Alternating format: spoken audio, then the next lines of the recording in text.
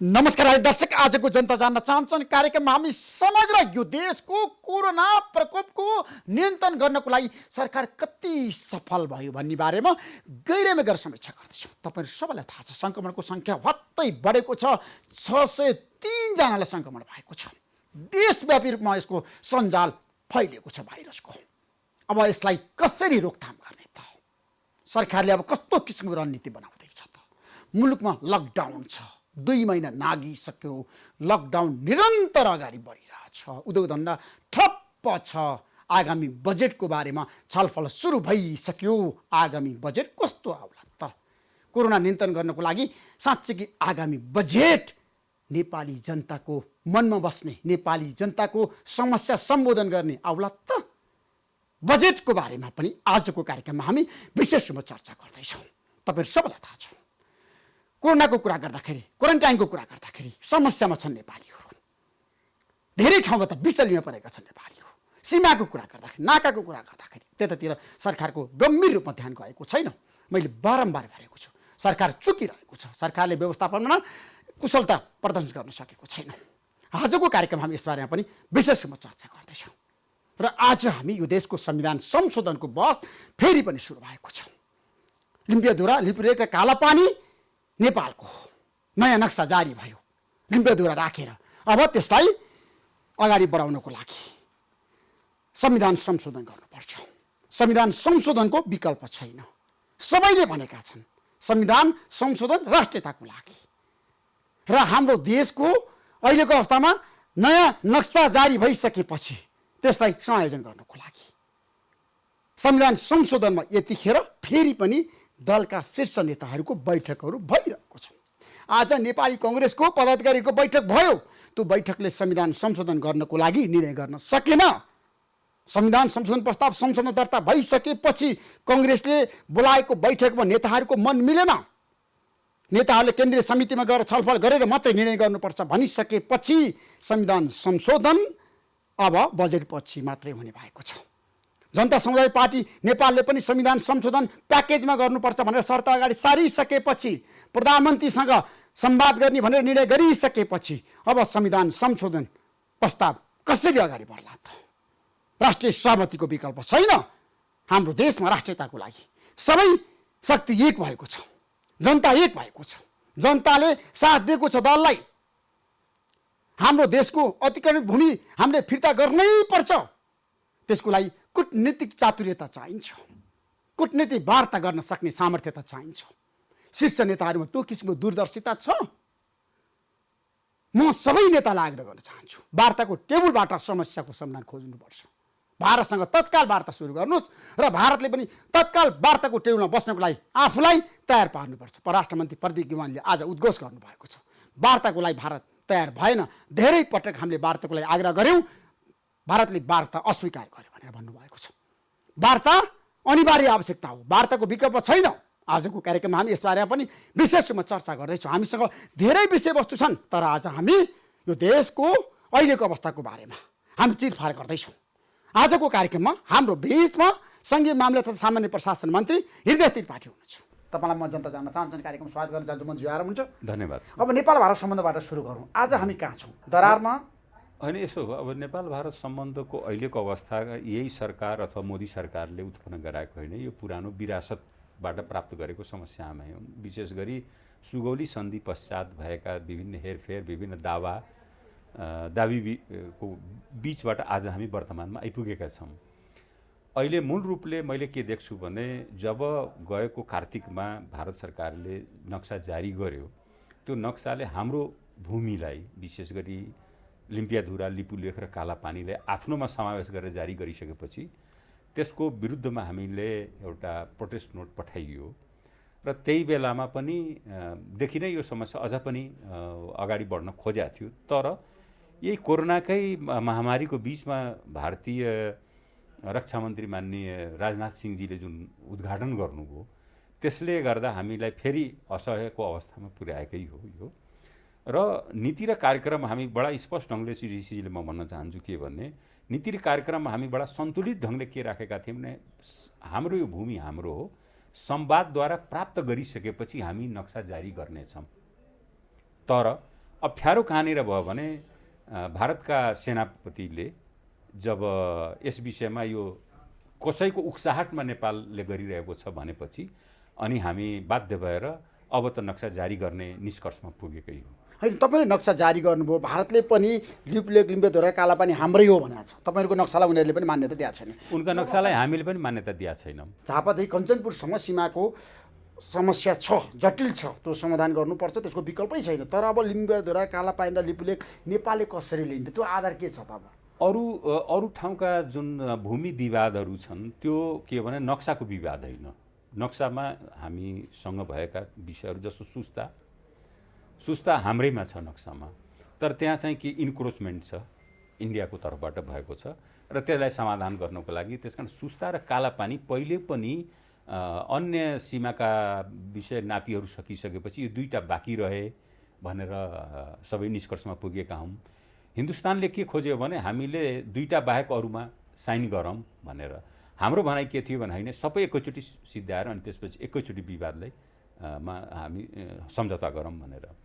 कालापानीलाई त स्वयं इन्डियाले पनि त स्वीकार गरिसकेकै हो नि।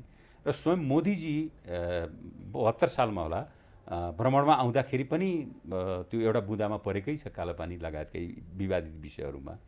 यो हुँदाहुँदा पनि हामीले अर्को एउटा चाहिँ के भयो भने 2015मा भारत र चीनले जुन सहमति गरे हाम्रो भूभागको विषयमा, त्यसकारण हामी दुईटैसँग आफ्ना चाहिँ प्रोटेस्ट, हामीले आफ्ना चाहिँ विरोधहरू पत्रहरू हामीले पठाएको अवस्था थियो।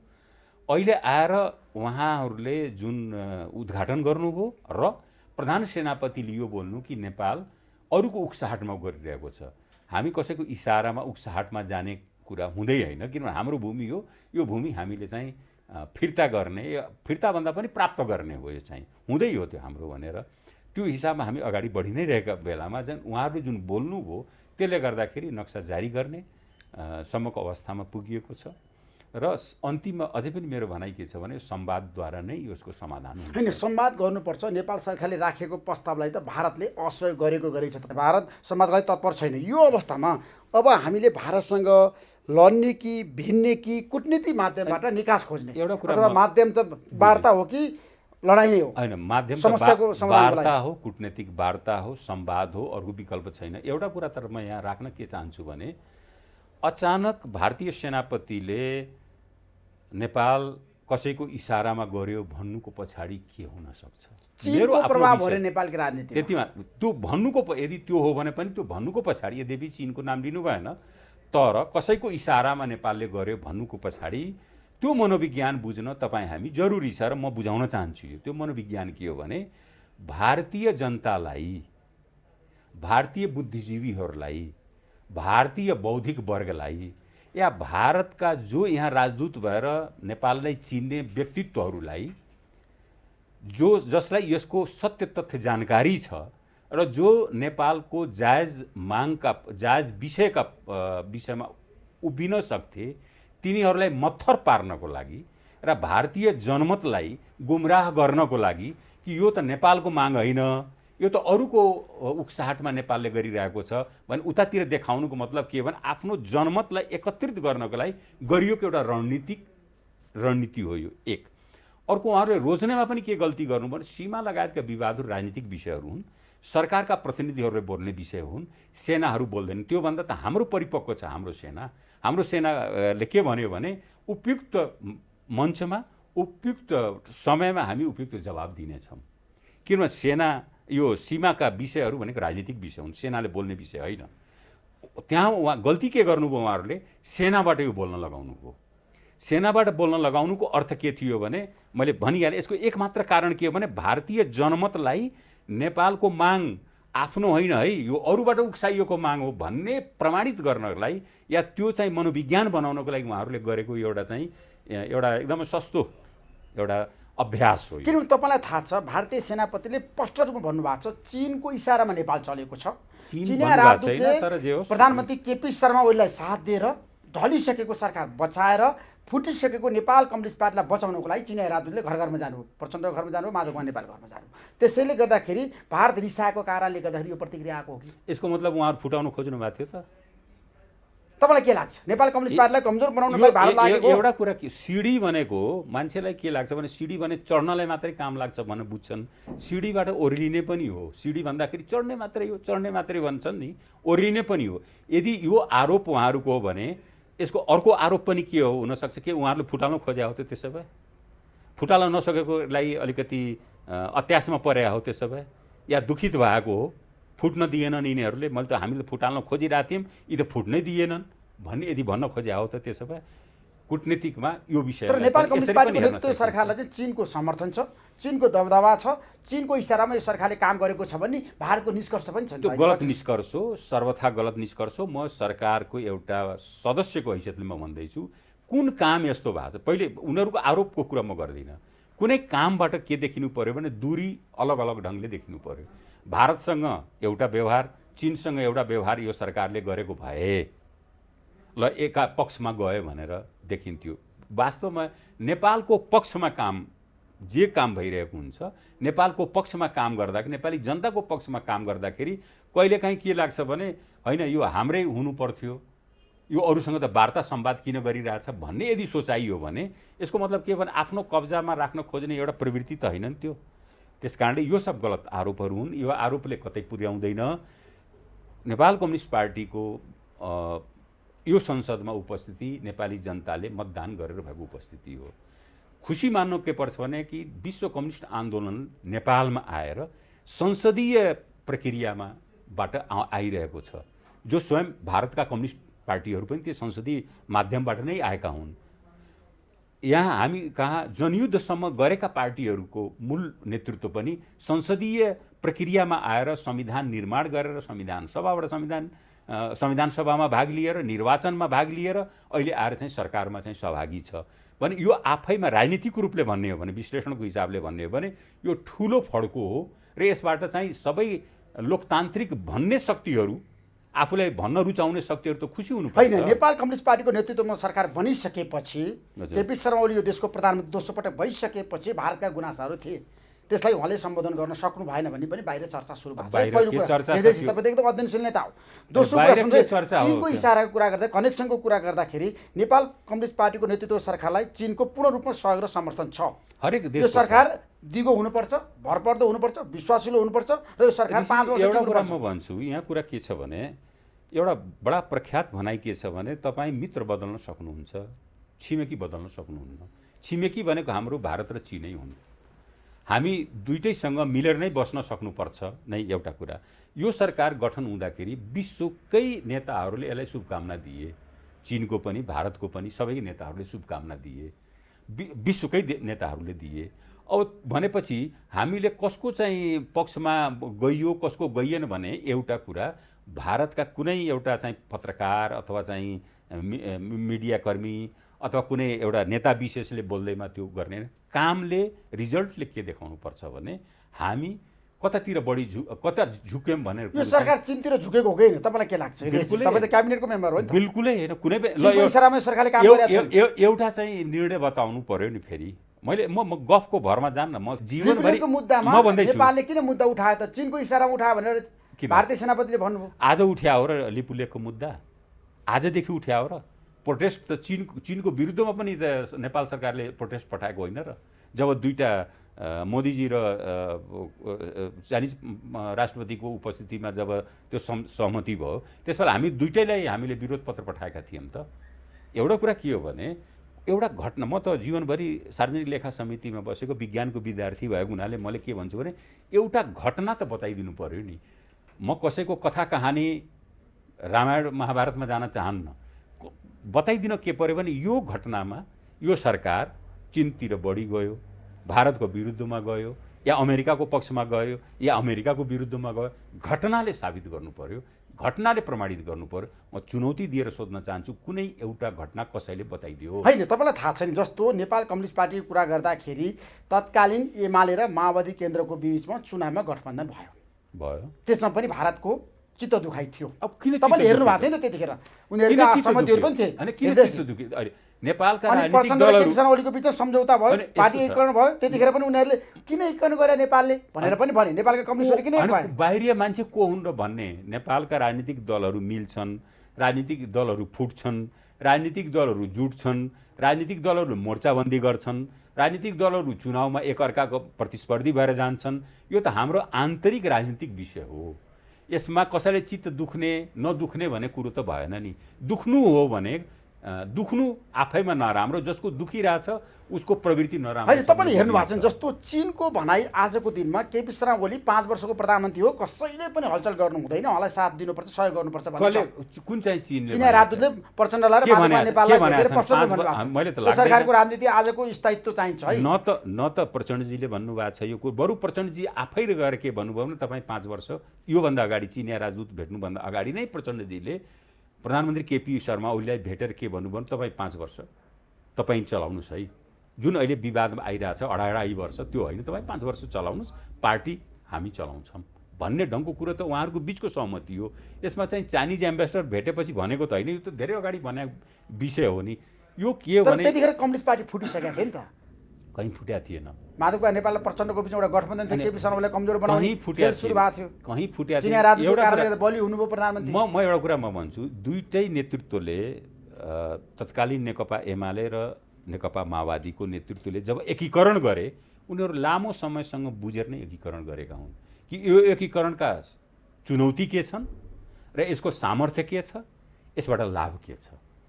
त्यो दुईटै बुझेर गरेको हुनाले समस्या कहाँनिर आयो भने त्यहाँ मलाई के लाग्छ भने नेकपा एमाले भित्रको जुन गुटहरू या विभिन्न विचारहरू थियो त्यो सहित एकीकरण भयो। नेकपा माओवादीमा जो हस्ता सरकारी दुईजना व्यक्तिहरू हुनुहुन्छ केपी शर्मा ओलीजी र प्रचण्डजी, उहाँहरूले यो बुझेर नै गर्नुभएको र उहाँहरूको बिचमा यदि विभाजन भयो भने म फेरि दोहोऱ्याएर भन्न चाहन्छु, एकचोटि यहाँकै म यही कार्यक्रममा भनेको थिएँ कि त्यो सामान्यतः यो सरकार मात्रै जाने स्थिति बन्दैन, यो प्रणालीमाथि नै खतरा आउँछ। गणतन्त्र नै जान्छ हाम्रो देशबाट, म प्रणाली समग्र प्रणाली संविधान नै टुहुरो भएर जान सक्ने हुन्छ। संविधानकै पनि अवस्था चाहिँ नाजुक हुन सक्छ। मैले भन्न खोजेँ के हो भने यो पहिलो संविधान बनेपछिको पहिलो निर्वाचनपछि बनेको सरकार हो। यसले धेरै संस्थागत कामहरू गर्नु थियो, केही गर्यो पनि, अझ गर्न बाँकी नै थियो। त्यसकारण यस विषयमा पनि यो खालि एउटा सरकारको सफलता र विफलताको विषय छैन, यहाँ प्रणालीको सफलता र विफलताको विषय छ।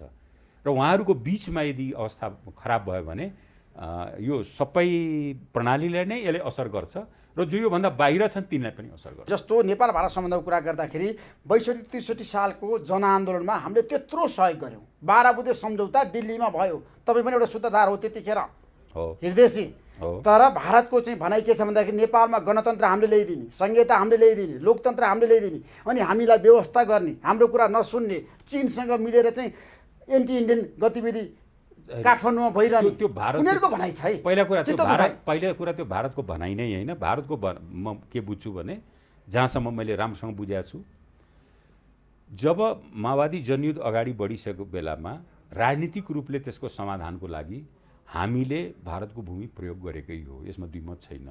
12 बुँदे सम्झौता भयो र त्यस बेला चाहिँ संसदवादी राजनीतिक र माओवादीहरू मिलेर 12 बुँदेपछि आन्दोलन जुन अगाडि बढ्यो त्यसले एउटा निकास दियो। यदि मानौँ, म अझ एउटा हाइपोथेटिकल प्रश्न एउटा चाहिँ राख्न के चाहन्छु भने त्यो सम्झौता नभएको भए नेपाल कहाँ हुन्थ्यो?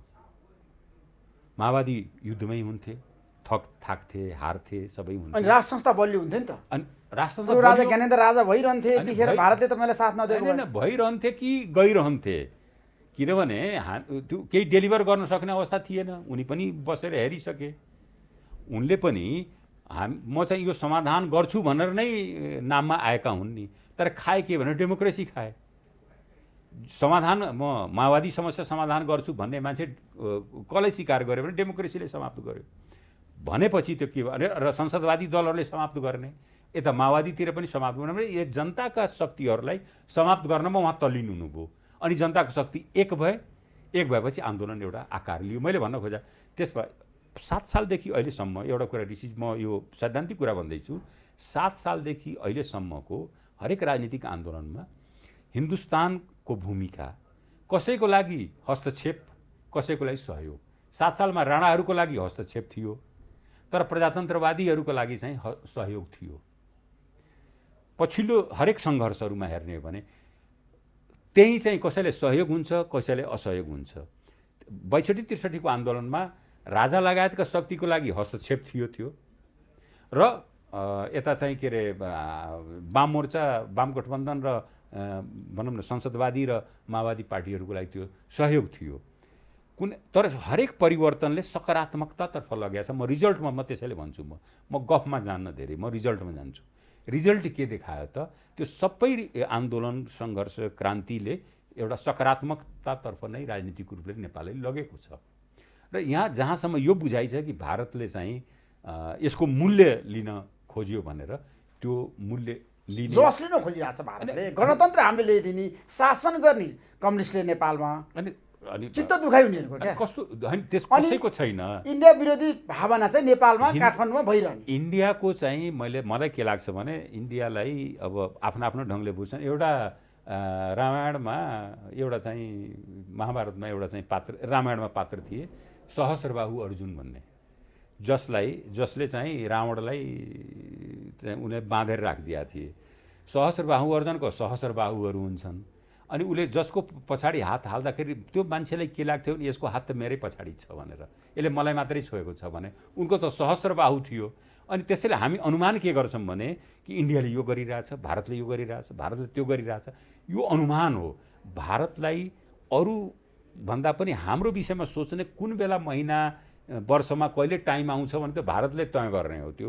र मैले जहाँसम्म चिनेको छु भारतलाई, त्यो वर्षौँमा एकचोटि चाहिँ त्यसले एउटा सिरियस मिटिङहरू गर्छ होला।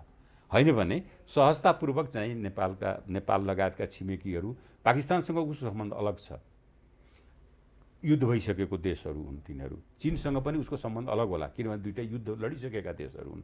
तर हामी बिचमा कुनै त्यस्तो युद्ध, ब्रिटिसहरूको टाइममा युद्ध नेपाल र एङ्ग्लो नेपाल वार भएको थियो। तर स्वतन्त्र भारतले त युद्ध हामी लडेको अवस्था त छैन। त्यस कारण जुन हामी आफ्नै मपाई भएर कुरा गर्छौँ नि, यो मपाईले पनि हामीलाई मार्यो। युवराज घिमिरेले, वरिष्ठ पत्रकारले मसँग जनता जान्न चाहन्छन् कार्यक्रम फर्स्ट रूपमा भन्नुभएको छ, भारतले नेपालमा राज संस्था फालेको, 12 बुँदे सम्झौता दिल्लीमा भएको, त्यसैले त्यसबाट भारत ब्याक हुनुपर्छ, पूर्व राजा ज्ञानेन्द्रलाई राजा बनाउनुपर्छ भनेर उहाँले भन्नुभएको छ। यस्तो छ के मैले उहाँहरूलाई तर एक किसिमको जो राजावादी छन्, त्यो राजावादीले सबैभन्दा बढी सत्तो सराप गर्ने दुईटा विषय हो। एउटा माओवादी, अर्को 12 बुँदे। उनीहरूले के माओवादीलाई को आन्दोलनले संसदीय व्यवस्था जान्छ र राजतन्त्र बलियो हुन्छ सम्म सोच्दासम्म माओवादी राम्रो मानेर बसे तिनीहरू। 12 बुँदेले के गरिदियो भने अब एउटा राजनीतिक रूपले एउटा निकास, अग्रगामी निकासतिर लैजाने भयो, जुन सहमति भयो, निरङ्कुश राजतन्त्रको अन्त्य लगायतका विषयहरूले गर्दा। त्यसकारण जति नेपाली भूमिमा राजावादीहरू छन्, दरबारीहरू छन्, तिनले दुईटालाई गाली गर्छन्, एउटा माओवादीलाई र एउटा चाहिँ 12 बुँदेलाई। 12 बुँदे र माओवादी दुईटैलाई गाली गर्ने व्यक्ति शक्ति जो छ त्यो राजावादी हो। त्यो राजा, अब राजा आए पनि यदि विश्वास छ राज संस्था फर्कन्छ नेपालमा? मलाई बिल्कुल किन विश्वास छैन भने कुनै पनि संस्थाले आफ्नो औचित्य डेलिभरीबाट प्रस्तुत गर्छ। 12औं 13औं शताब्दी, 14औं शताब्दी, 15औं शताब्दीमा राज संस्थाले डेलिभरी के गर्थ्यो भने त्यसबेला युद्ध सरदार भएर आफै राजाहरू जान्थे र भूमिको त्यसबेला लडाइँ हुन्थ्यो। अहिले भनेको त्यो अब डेलिभरी गर्न सक्ने संस्था नै होइन, एक। दोस्रो कुरो, राज संस्थाकै विषयमा पनि विशेष गरी दरबार हत्याकाण्डपछि राज संस्थाप्रतिको जनमत जुन छ एक किसिमले वितृष्णामा गएको अवस्था छ र जुन पात्रको लागि चाहिँ सबैले अलिकति कोसिस गरिरहेका छन् त्यो पात्रको सारै जनतामा चाहिँ धेरै पकड भएको र डेलिभरी गरेको चाहिँ देखिन्न। त्यसकारणले राज संस्था फर्किने त प्रश्नै छैन, गणतन्त्र जाने त प्रश्नै छैन, संघीयता आइसकेको जाने त प्रश्नै छैन। यी गए भने मैले भन्न खोजा योभन्दा उच्चतम अभ्यासमा जानुपर्ने स्थिति आउँछ। केहीलाई टेम्पोररी लाग्ला, सैनिक शासन नेपालमा आउन सक्छ। त्यसो भयो भने यस्तो छ, गणतन्त्र असफल भयो। यहाँ जुनसुकै शासन आए पनि 2 वर्षभन्दा बढी टिक्दैन। म बडा राजनीतिक शास्त्र र राजनीतिक कर्मीको हिसाबले भन्दैछु, किनभने समग्रमा के बुझ्नुपर्छ भने हाम्रो सम्भावना, हाम्रो सामर्थ्य र हाम्रो चाहिँ सामर्थ्य जनतालाई दिने पस्किने चिजहरूमा जुन अन्तर्विरोध छ, जुनसुकै सत्ता आए पनि त्यसले गर्ने त्यही हो। नेपाल भारत सीमा विवादको समस्याको समाधानको लागि तत्काल वार्ता होला? लिम्बुवा र कालापानी नेपालले कहिलेसम्म पाउला? वार्ता तत्काल हुन्छ, वार्ता त हुन्छ। अब यो मलाई लाग्छ भने जुन हिजोसम्म इन्डियाका कूटनीतिक कर्मीहरूले अलिकति टाल्दै जाउँ भनेर जुन उसमा थिए, हाम्रो यो जुन क्रियाकलाप या हाम्रो जुन एक्सन जुन गऱ्यौँ, जुन नीति र कार्यक्रम, त्यसपछि संविधान संशोधनको कुरो, नक्सा जारीले गर्दाखेरि अब यो विषय चाहिँ दुवै देशमा चर्चा परिचर्चा र अन्तर्राष्ट्रिय चर्चा परिचर्चाको विषय भएको हुनाले वार्तामा अब नआई भारत सुखै छैन। जुन उसले हिजो भागिरहेको थियो, बहाना गरिरहेको थियो, वार्ताबाट भाग्न सक्ने अवस्थामा भारत छैन, बिल्कुलै छैन। कालापानीबाट भारतीय सेना हट्न सक्छ? अब हाम्रो प्रमाणहरू हामीसँग यथेष्ट प्रमाण छन्, यथेष्ट प्रमाण छ भारतसँग वार्ताको टेउला राख्नको लागि। यथेष्ट प्रमाण छ हामीसँग। कालापानी सबै हाम्रो हो, यथेष्ट प्रमाण छ। लिम्बुवा हाम्रो हो, नेपाली मैले भनिहालेँ नि, म अन्तर्राष्ट्रिय एउटा चाहिँ सम्बन्धको विद्यार्थीको हैसियतले भन्दैछु, कानुन मेरो विषय होइन, तर अन्तर्राष्ट्रिय सम्बन्धको हिसाबले पनि म के भन्दैछु भने हामीसँग भएको प्रमाण कुनै राज्यसँग हुने प्रमाण, अधिकतम प्रमाण हामीसँग छ। त्यसो भए भारतसँग वार्ताको टेबलमा नेपाल बस्दाखेरि यथेष्ट प्रमाणहरू छ लिम्बुवाको, कालापानीको। सायद यही बुझेर पनि बारेमा वार्ताबाट भाग्न खोजे हो कि वार्ताको टेबलमा बस्दाखेरि हाम्रो जमिन हामीले फिर्ता लिन सक्छौँ?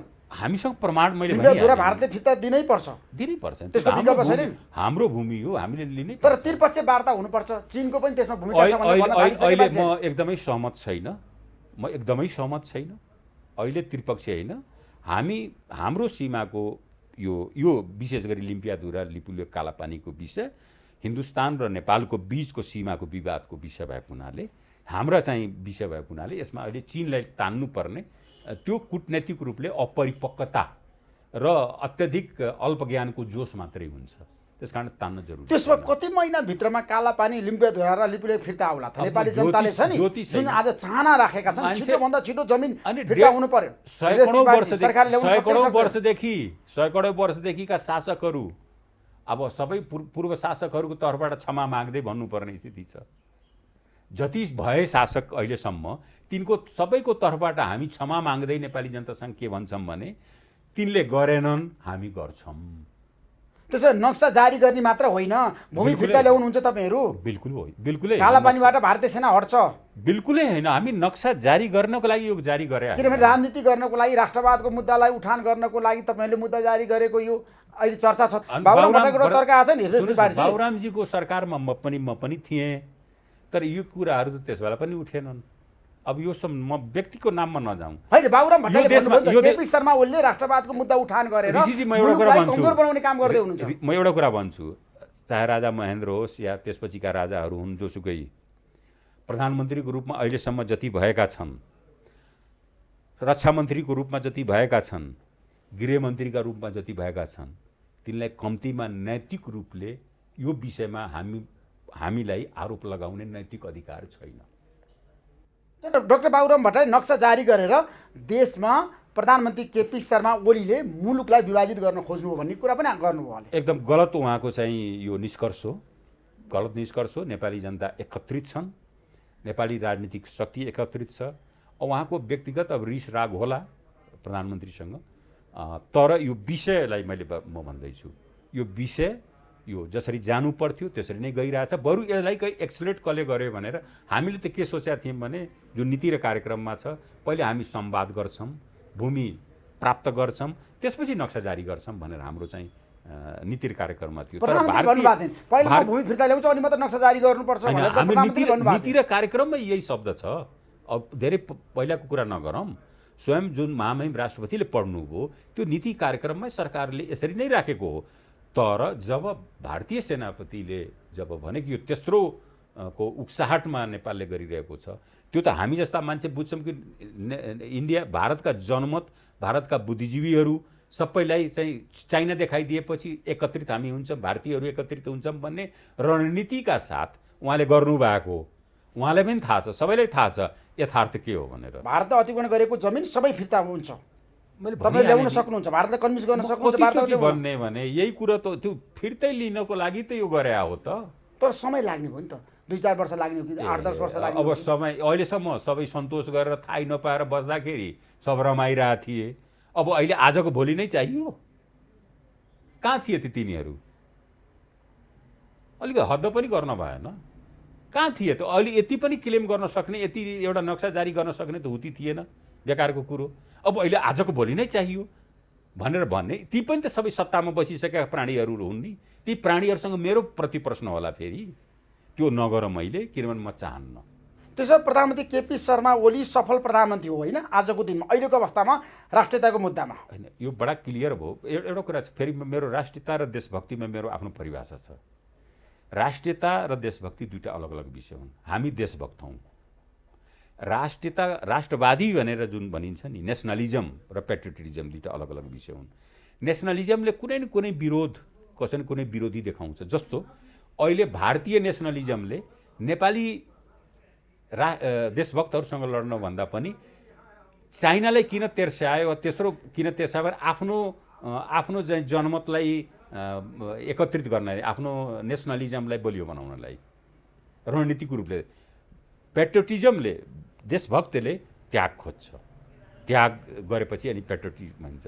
कहिलेकाहीँ के हुन्छ भने राष्ट्रिय नेसनलिस्टहरू पेट्रियोट हुन सक्दैनन्।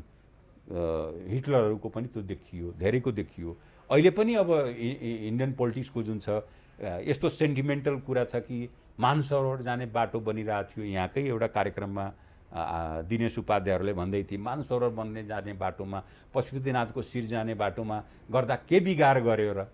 हाम्रो त्यो हाम्रो भूमि अतिक्रमण भएको छ, त्यो हाम्रो भूमि चाहिँ हिन्दुस्तानले लियो भनेर हाम्रो विवाद हो।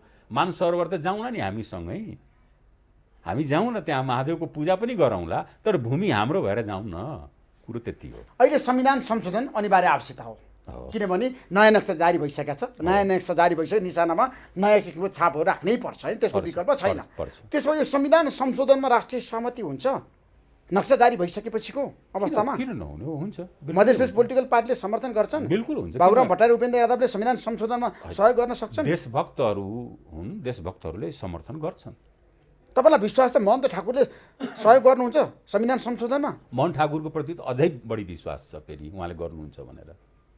तपाईँले चिनेको महन्त ठाकुर देशभक्त नै हो?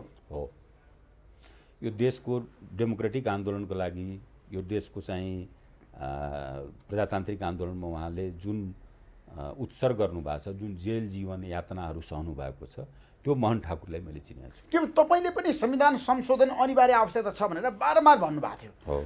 अहिले त नयाँ नक्सा जारी भइसकेपछि त्यसको प्रयोजनको लागि मात्र संविधान संशोधन हुँदैछ। तर अब सबै कुरा प्याकेजमै गरौँ संविधान संशोधन भन्ने मुद्दा पनि अहिलेको विषय प्याकेज होइन, अहिलेको विषय हाम्रो आवश्यकता हो, अनिवार्यता हो। नक्सा जारी भइसकेपछि नक्सा जारी गरिएको नक्साले माग गरेको संविधान संशोधन हामी गर्न खोजिरहेका छौँ, एक।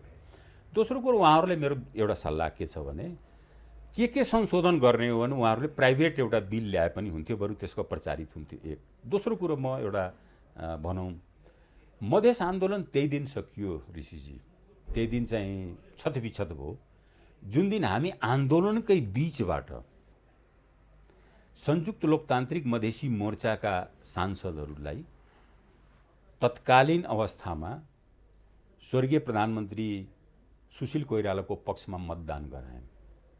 आन्दोलन चलिरहेकै बिचबाट त्यही दिन छतविक्षत भयो। त्यो आन्दोलनै छतविक्षत भयो र अहिलेसम्म त्यो रूप लिन सकेन। मैले इन्डिकेट गर्न खोजेको विषय के हो भने आन्दोलन एकदम उचाइमा थियो र पार्टी त्यसमा संलग्न 7वटा राजनीतिक दलहरू जति थिए, तमुलोपा, सद्भावना लगायत जो मोर्चा, संयुक्त राजनीतिक मोर्चा, तत्कालीन फोरम, सबै मिलेर प्रधानमन्त्रीको निर्वाचन प्रणालीमा आएर एउटा पक्षमा मतदान गरे, जो सिटिङ प्राइम मिनिस्टर हुनुहुन्थ्यो, जसको कार्यकालमा आन्दोलनमाथि धेरै दमनहरू पनि भएका थिए, जसले गर्दा मधेसी जनता हामीसँग आक्रोशित भयो। आन्दोलन त्यही दिन तुहिएको हो। त्यो वास्तवमा मैले भन्न खोजेँ के भने उहाँहरूलाई फेरि पनि म आग्रह गर्न चाहन्छु कि यो विषयमा तपाईँहरूले, यो देशको मधेसीहरू देशभक्त हुन्, यसमा दुई मत छैन। किनभने यो नेपालको दक्षिणी भूभागको जुन अहिलेको नक्सा छ, जुन हाम्रो भूभाग छ, त्यसलाई ल्याउनमा पनि सुगौली सन्धिपछि ब्रिटिस र तत्कालीन नेपाली शासकहरूको बिचमा जमिनदारहरूको मत सङ्कलन गर्ने जुन काम भएको थियो त्यसमा मधेसी 9वटा जमिनदारहरूको भूमिका छ।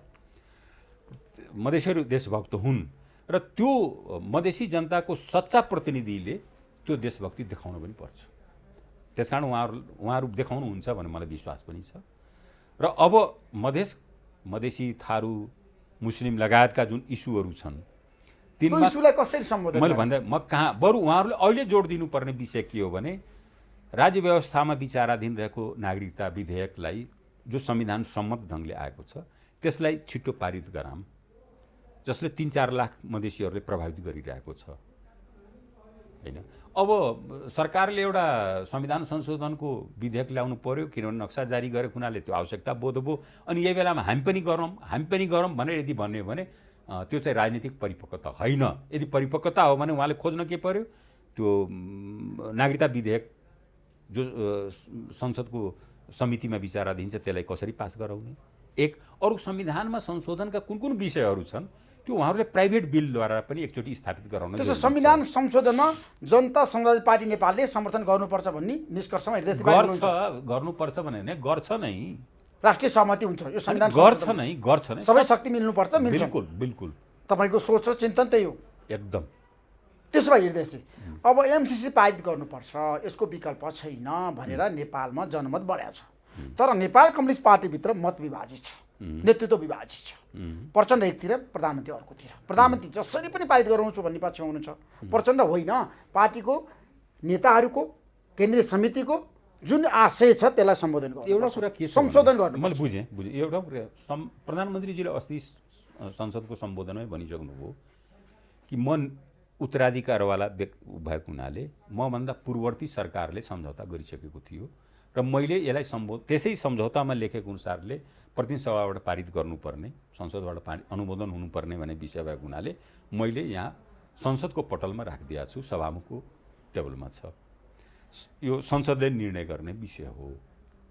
हाम्रो पनि मान्यता के हो भने सम्झौता हामी गरिसकेपछि त्यसलाई हामी पालन गर्नुपर्छ। हाम्रो राजनीतिक इमान्दारिता त्यही हो, एक। अब त्यसका मेरिट डिमेरिटको विषयमा धेरै चर्चा गरेको छ, मैले पनि अध्ययन गरेको छु, राम्रैसँग अध्ययन गरेको छु, अक्षरशः अध्ययन गरेको छु। जुन कुराहरूलाई उठाउन खोजिएको छ त्यो सम्झौतामा छैन। तर भीमरावले भन्नुभएको छ सैन्य गठबन्धनमा नेपाल जाँदैछ, बिल्कुल गलत हो। अमेरिकाको इन्ट्रेस्टमा पारित हुँदैछ। कम्तीमा त्यसमा होइन है, त्यसमा 2-3वटा कामहरू गर्ने निर्णय भएको छ। त्यो पनि एमसिईले गरेको निर्णय, यो विद्युत के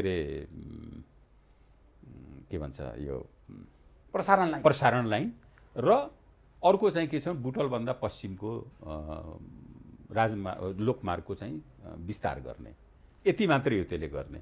अब यहाँ कहाँनिर खतरा, अमेरिकन सेना नेपाल आउँछ रे, कहाँनिर खतरा भयो भने मैले पनि अब त्यो सब बेकारको कुरा हुन्, बेतुकको कुराहरू हुन्, त्यस्ता केही पनि हैनन्। त्यो एमसिसीले हामीले अनुदानकै रूपमा ल्याउनु, त्यसमा हाम्रो पनि कन्ट्रिब्युसन छ। मलाई लाग्छ 13 अरब जति त कन्ट्रिब्युसन नेपालकै छ, त्यति राख्नै पर्छ हामीले कन्ट्रिब्युसन, त्यही शर्तमा आउँदैछ। त्यसकारणले त्यसले चाहिँ नेपालको विकासलाई नै मद्दत गर्नेछ। र रह्यो त्यो मोडालिटीमा उठेका एक्लै छुट्टै एउटा सम्झौताहरू हेर्दाखेरि के लेख्यो भने म ती साथीहरूलाई के भन्छु, एडिबीसँग भएको सम्झौता, वर्ल्ड बैंकसँग भएको सम्झौता, उहाँहरूको आफ्नै कार्यकालमा भएको सम्झौताहरू र विभिन्न द्विपक्षीय दात्री राष्ट्रहरूसँग भएका सम्झौताहरूको शब्द र यो शब्द जुदाम थाहा भइहाल्छ नि, सबैको मोडलिटी एउटै हो। त्यसो भए एमसिसी पारित हुँदैमा सैन्य गठबन्धनसँग यसको कुनै सम्बन्ध छैन। यसको सम्बन्ध छैन। अमेरिकन सेना नेपालमा आएर हस्तक्षेप गर्ने सम्भावना छैन। अनि सेना आउनलाई त्यो विकास निर्माणको सम्झौताले सेना आउने हो र भने अचम्म कुरा छ। यो त के बिना मतलबको तर्क हो त्यो। नेताहरूको तर्क त मैले हेर्नु भएको छ, पढ्नु भएको छ प्रत्येक दिन। होइन मैले झलनाथ खनालको, होइन मैले नेपालको पनि त्यही तर्क छ नि त, संशोधन गर्नुपर्छ। होइन मैले यसो हेरेँ, तर मैले जुन जति सम्झौता त्यो पढेको छु त्यही मोडलमा अरू पनि सम्झौता भएका छन्। हामीले धेरै गरेका छौँ, अर्थ मन्त्रालयले धेरै गरेका छ, उहाँहरू आफै मन्त्री भएको बेलामा पनि त्यस्तै सम्झौताहरू धेरै भएका छन्। त्यस्तै भाव, त्यही लेखाइ अरूमा पनि छ। त्यसो पारित हुन्छ एमसिसी, यही प्रतिनिधि सभाको बैठकले पारित गर्छ। सरकारको चाहिँ स्पष्ट धारणा प्रधानमन्त्रीले भनिसक्नुभयो कि हामीले संसदमा राखिसकेका छौँ, संसदले पारित गर्नुपर्छ भने पारित गर्नलाई नै राखेका हो हामी। त्यसो भए कति दिनभित्र पारित होला? अब दिन त अब संसदका आफ्ना गतिविधिहरू हुन्छन्, त्यसमा दिन अहिले त हामीलाई त बजेटकै उसमा छ। अब बजेटको कुरा गर्दा हेर्दैछ तपाईँलाई थाहा छ, तपाईँ त बजेट बनाउँदाखेरि पनि सुझाव दिने नेता पनि हो, किनभने सार्वजनिक लेखा समितिमा बसेर तपाईँले लामो समय काम गर्नुभयो। तर हाम्रो देशमा आजको दिनमा बजेटको विशेषता भनेको चाहिँ कोरोना नियन्त्रणको लागि महत्त्वपूर्ण प्याकेज ल्याउनु पर्यो, जनताको माग छ है। तर सरकार भनिरहेछ पुरानै ढाँचामा बजेट ल्याउँछु म, अनि यस्तो छ 15 खर्बको बजेट ल्याउँछु। बजेटको एउटा फर्मेट हुन्छ, एक कोरोना अथवा चाहिँ स्वास्थ्यका लागि एउटा प्राथमिकता, दोस्रो भनेको विश्वलाई नै ऋषिजी के भयो भने यो कोरोना कोभिड-19ले धरातलमा पट्किदिया छ सबैलाई, ठुला राष्ट्र साना राष्ट्र जनता सबैले पट्किदिया छ। धरातल भनेको जमिनमा एकदमै अहिले सबै जमिन टेकिरहेछन्, जहाज छ, पाइलट छन्, तेल छ, पेसेन्जर छन्, उड्न सक्दैनन्। स्थिति त यही हो संसारको। मैले उदाहरण मात्रै दिया, कृषि सबैलाई याद हुन थालेछ अहिले। जमिनै यस्तो चिज हो, यही धरती माताले सबैलाई आखिरमा अगालो हाल्ने भइछन्। अहिले संसारमा यही चलन चलिसक्यो, हामी कहाँ पनि अब त्यही हो धरतीमा। किनभने 65% जनसङ्ख्या अहिले पनि कृषिमा आधारित छ, 35%मा न फुर्तीफार्ती अरू सब भइरहेको थियो। कृषिमा लगानी थोरै छ, यसको जिडिपीमा 27% योगदान छ। फेरि धेरै गए गुज्रेको कृषि छ, तै पनि योगदान त यही छ। अहिले जति विदेशमा गएका नेपालीहरू विदेशमा भएको यसको प्रभावले गर्दा फर्किनेवाला छन्, ती पनि जाने फेरि कृषि नै एउटा यस्तै चिज छ जसले चाहिँ अँगालो मारेर सबैलाई चाहिँ जीवनयापन गराउँछ। त्यस कारण अहिलेको बजेट, अहिलेको सरकारको काम के हो भने जीवन बचाउने, जीवन चलाउने। बजेटको मूल उद्देश्य भनेको अहिले त्यही हुनुपर्छ। तर साथसाथै के हो भने राज्य हो, सरकार हो, सरकारले अहिलेसम्म भइरहेका काम कारबाहीहरूलाई ठप गऱ्यौँ, यसलाई समाप्त गऱ्यौँ, यसमा लगानीहरूलाई अब खेर जाने भयो भन्ने होइन। जुनमा लगानी धेरै बढी भइसकेको छ त्यसले पुरा गराउँदै जानुपर्छ। त्यो सांसदलाई 7 करोड रुपियाँ 8 करोड रुपियाँ पनि दिने सांसदलाई दिएकै छैन, विगतमा दिएको थिएन, अहिलेसम्म छैन। यो संविधान सभाको दोस्रो कार्यकालको अन्तिम 2 वर्षमा त्यो गरेको थियो। तर कोर दिएको पैसा कसरी दियो त सांसदहरूलाई? छैन। अब कसले भन्छ? म भन्दैछु, त्यो मैले नै हेरिरहेको हुन्छु, यही मन्त्रालयले हेरिरहेको छ। 6 करोड बराबरको कार्यक्रम, पूर्वाधारको कार्यक्रम जान्छ, सांसद लगायतको एउटा तर सांसदको सिफारिसमा जान्छ त होइन त्यो कार्यक्रम, पूर्वाधार कार्यक्रम होइन। मैले भन्दैछु, म यसको अथोरिटी हो, तपाईँ अधिकारी व्यक्ति हो र मैले सोधेँ। त्यसैले भने अरूले आरोप लगाउँदै मान्ने हो र भने म यसको अथोरिटी हो नि। निर्देशक समिति छ एउटा, उसको संयोजकत्वमा छ, त्यसमा प्रदेश सभा सदस्य, मेयरहरू, अध्यक्षहरू सबै त्यो निर्देशक समितिमा छन्। एक पैसा त उसले देख्नै पाउँदैन, उसले कार्यक्रम दिन्छ, कार्यक्रम जान्छ, अर्थमा स्वीकृत हुन्छ, कोलिनिकामा जान्छ, त्यहाँबाट चाहिँ अनि सम्बन्धित गाउँपालिका नगरपालिका त्यो कार्यक्रम र पैसा चाहिँ त्यहाँ निकासा हुन्छ। सांसदले त हेर्ने कुरा होइन। तर निकासा हुँदाखेरि सांसदको पनि हात रहन्छ नि त, केही हुँदैन। आफ्नो चाहिँ एरियालाई अनि क्षेत्रमा विकास गर्नलाई त के भयो? विकासको लागि त यो ठाउँमा यति पैसा दियो भने अनि के भयो? अनि त्यो पनि दुरुपयोग हुँदैन। अनि के दुरुपयोग हुने? व्यक्तिगतमा सांसदले फाइदा लिन सक्दैन, केही लिँदैन। त्यसको मेकानिजम त्यो पैसा जान्छ पालिकामा, कार्यक्रमहरू बनाएर त्यो कमिटीले कार्यक्रम पास गर्छ र सिधै चाहिँ पठाइदिन्छ। अहिले किन चाहियो त्यो पैसा तपाईँहरूलाई? कोरोनाको विरुद्ध लड्नको लागि तपाईँहरूले त ठुलो कोष स्थापना गर्नुपर्छ नि। अनि त्यो कोरोनामा खर्च गरौँ न। त्यसो भए त सांसदहरू त दिन तयारै छन् नि, त्यो सिफारिस गर्न तयारै छन् नि। अहिले मैले एउटा कुरा भनौँ, बडा यहाँ चाहिँ स्वास्थ्य मन्त्री भइसकेका मान्छेहरूले गुटी हाँकिरहेछन्, तिनले बनाएको स्वास्थ्य क्षेत्र यही होइन? भेन्टिलेटर नभएर चाहिँ यहाँ मान्छे हालत खराब भइरहेछ, तिनले बनाएको जिल्ला अस्पतालहरू देखियो अहिले। अब यो सब कुरामा म जान चाहन्न अहिले, नत्र फेरि म बेसिकली म पार्लियामेन्टेरियन नै हो, संसद नै। यो मन्त्री त म काजमा आउने जाने गर्छु। मैले भन्न खोजेको विषय के हो भने त्यो लगानी कृषि, स्वास्थ्य, शिक्षा यस्तैमा त लगानी भइरहेको हुन्छ।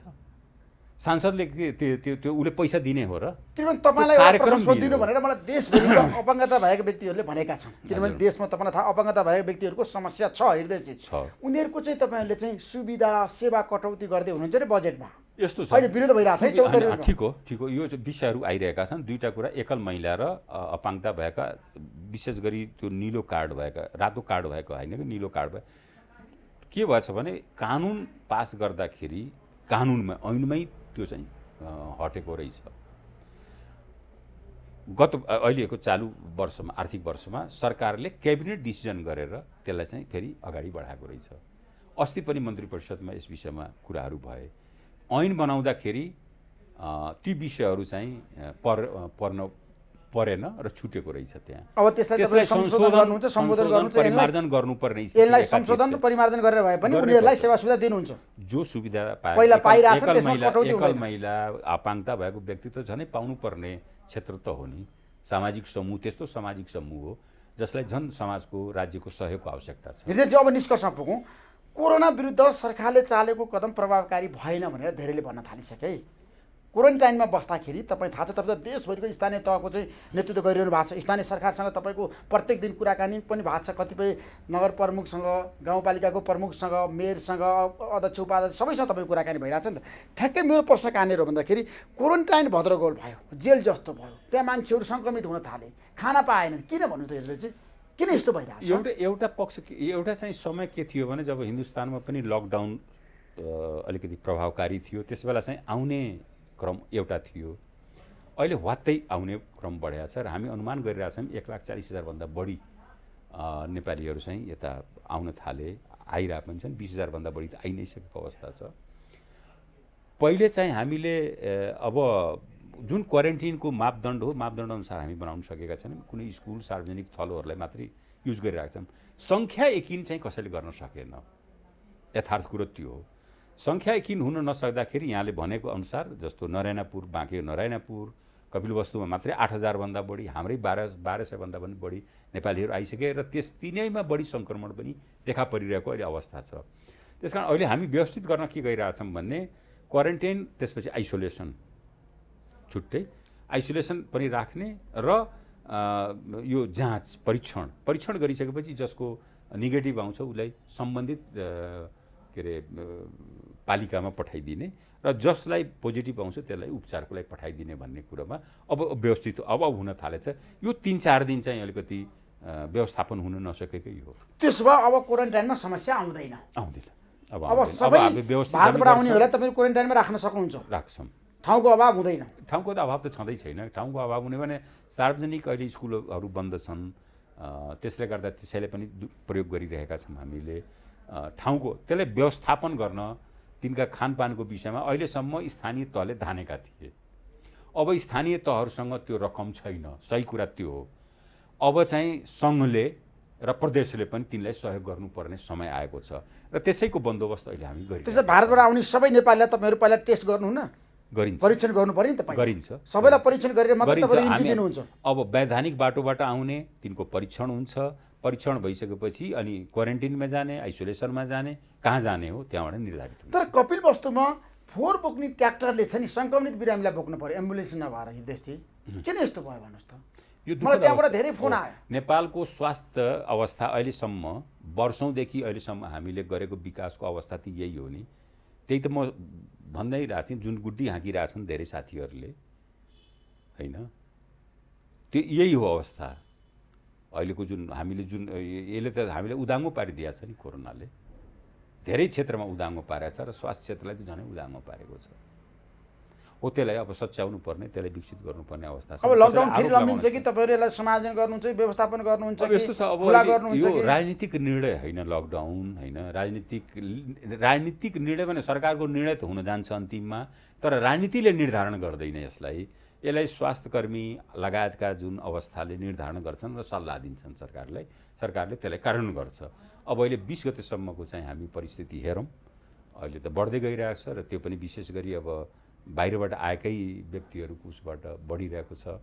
त्यस्तै अब हामी खाडी लगायतका केही मुलुकबाट पनि अब आउने स्थिति छ। किन विशेष गरी परिकरण गर्दाखेरि जसको जो इलिगल भएको थियो, लिगलाइज गरेको छ त्यो सरकारले, या गर्भवती महिलाहरू छन् या जसको कन्ट्र्याक्ट समाप्त भइसकेको छ, त्यस्ताहरूलाई प्राथमिकताका साथ हामी त्यसका चाहिँ आकलन गरिरहेका छन्। हाम्रा दूतावासहरूले आकलन गरिरहेका छन् र उहाँहरूले पनि ल्याउने चाहिँ एउटा चाहिँ गृह कार्यमा सरकार जुटेको छ। तपाईँले भारतीय प्रधानमन्त्री नरेन्द्र मोदीलाई भेट्नुभयो? छैन, अहिलेसम्म भेट्नु भएको छैन। तर उहाँको नेपालप्रतिको दृष्टिकोण किन पछिल्लो समय नकारात्मक भयो? के कारणले? समीक्षा गर्नुभएको छ? व्यक्तिको हुँदैन, सिस्टम हो।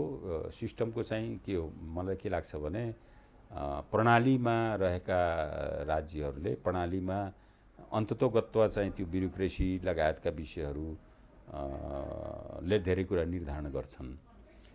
एउटा कुरा म मेरो अनुभवको कुरा म के भन्न चाहन्छु भने म जब सोभियत युनियनमा पढ्दाखेरि मेरो एकजना प्रोफेसरले भन्नुहुन्थ्यो छिमेकीहरूसँग र शक्ति राष्ट्रसँग सधैँ राजनीतिक व्यवहार गर्नु, कर्मचारी ब्युरोक्रेसीको तहमा व्यवहार गर्न हुँदैन, खतरा हुन्छ।